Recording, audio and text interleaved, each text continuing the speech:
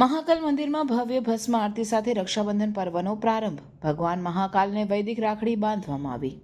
મહાકાલેશ્વર મંદિર ઉજ્જૈનમાં રક્ષાબંધન પર્વની શરૂઆત ભવ્ય ભસ્મ આરતી સાથે કરવામાં આવી. આ પાવન પ્રસંગે સવારે 3 વાગ્યે મંદિરના દ્વાર ખુલ્યા અને ભગવાન મહાકાલના ભક્તોએ વિશેષ વૈદિક વિધિ મુજબ અભિષેક કર્યો.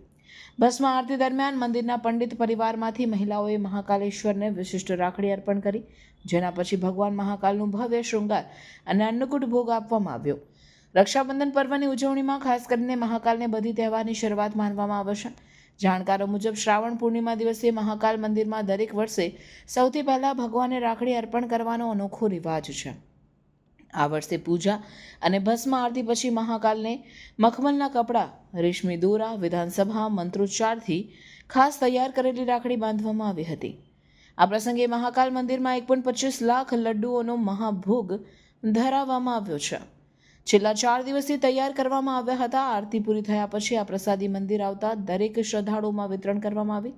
મંદિરમાં નિશાળુઓને પુષ્પોથી સજાવટ કરાઈ હતી, જેના કારણે અનેક ભક્તો દર્શનાર્થે ઉમટી આવ્યા હતા. આ રીતે રક્ષાબંધન પર્વ મહાકાલ મંદિરમાં ભવ્યતા અને પરંપરાનુસાર ઉજવાયું.